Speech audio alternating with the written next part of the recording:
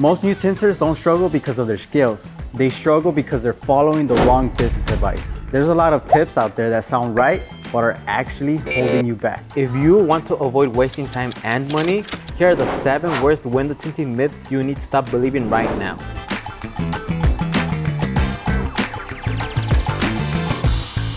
And this brings us to the first myth. I need a shop before I can start tinting professionally. Yeah, I know that's a common misconception because especially a lot of new window tinters, they think that before you actually start window tinting, you need a shop. Because if I don't have a shop, then customers are not gonna take me seriously. They're not gonna think I'm legit. They're gonna think I'm Mickey Mouse. And at the same time, there's a lot of established installers that belittle you if you don't have a shop. And that's 100% false. You don't necessarily have to start at a shop. You can start from your garage. You could even be mobile. And being mobile actually helps a lot. Even though having a shop is great, at least in the beginning, it might not make sense because you're gonna have a lot of overhead costs with the shop. So what are some of the common costs? Well, with this warehouse, just look at this warehouse. Well, the down payment is definitely the biggest one. For our shop that we currently have, our warehouse, what was the down payment? $30,000? $30,000. And I know so it's a 10,000 square foot. I know for other shops, 500, 1,000 square feet, it's still gonna be 2 to 3 times the rent, the monthly rate. Aside from that, it's the monthly rent that you have to pay, and that's a commitment, 1 year, 2 year, 3 year list. You're gonna have to pay regardless of anything, whether you have business or not. At the same time, the utilities, the insurance that you have to get. And so these are all fixed costs that you're gonna have to pay every single month, whether you have customers or not. And so definitely that's a downfall of having a shop. Technically, you don't need to have a shop to be able to start window tinting. Like I mentioned, you can start from your garage, you could go mobile. Better for you to go mobile because you're not gonna have the expenses of the warehouse, and then you're gonna be able to go to the customer, so you potentially can have a little bit more jobs. So in essence, that's why that's myth number 1. So now going to myth number 2 is that I need the best tools to be able to window tint, which that's actually a myth.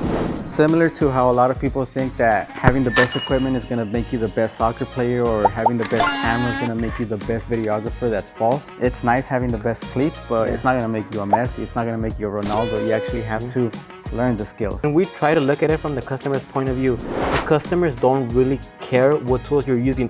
They don't ask, are you using this heat gun? Are you using this blade? They just want the job done well and at a fair and good price. They don't care about the tools that you use.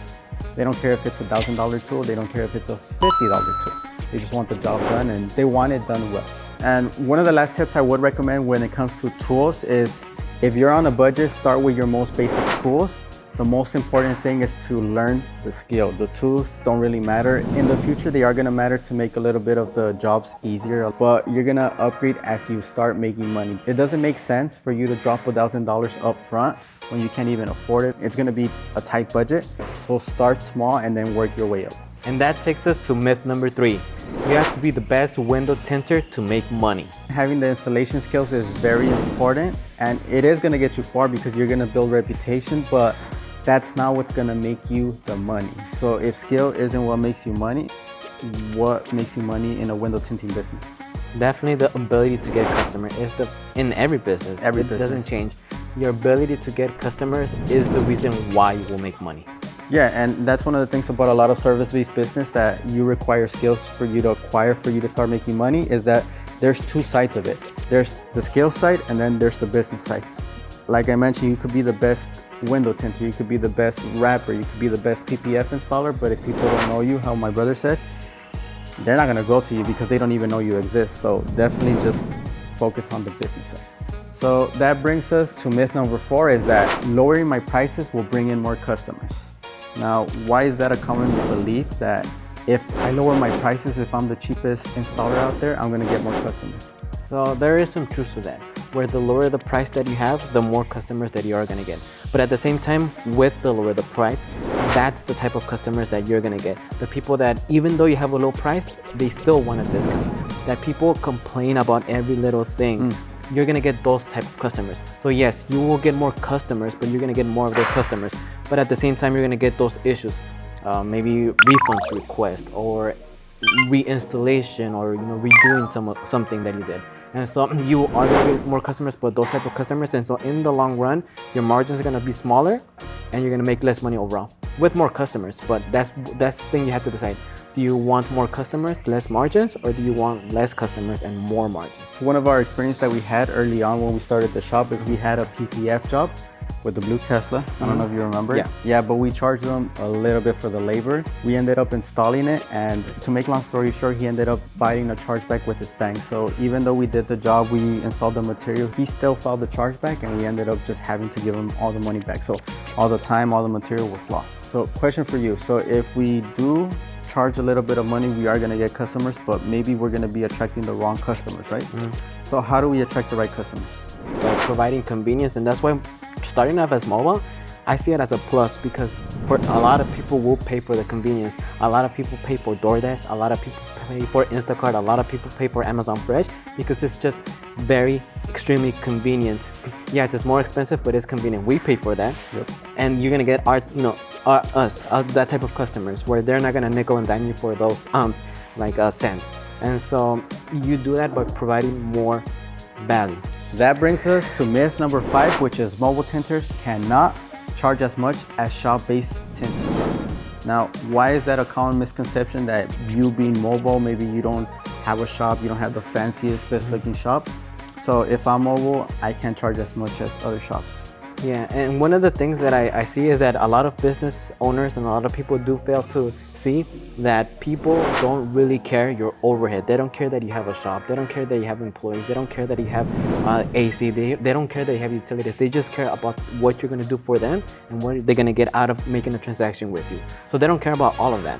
The thing that they do care, like how I mentioned, is the product, the service, the quality, and the convenience.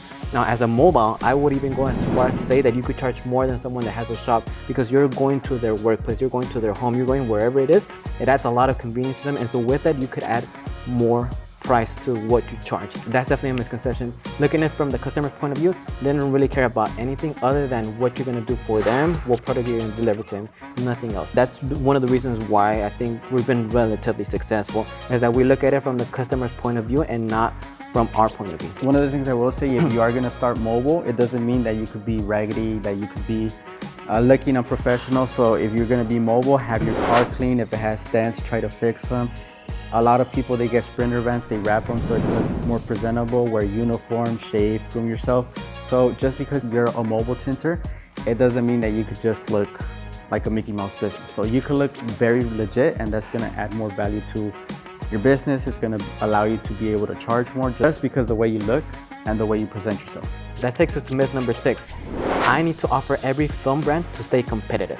Early on, we thought similarly to where we needed every single brand of film, because I know for us, we worked with vinyl, so we thought we needed the Oracle, we thought we needed the other types of brands for us to be competitive. But similar to how my brother said, is that customers, they don't care what you use. They just want to make sure that they're getting what they're paid for. So if they're paying for ceramic, they want to make sure they have all the qualities. If they're paying for carbon, maybe they're going more for price. So they don't really care about the brand.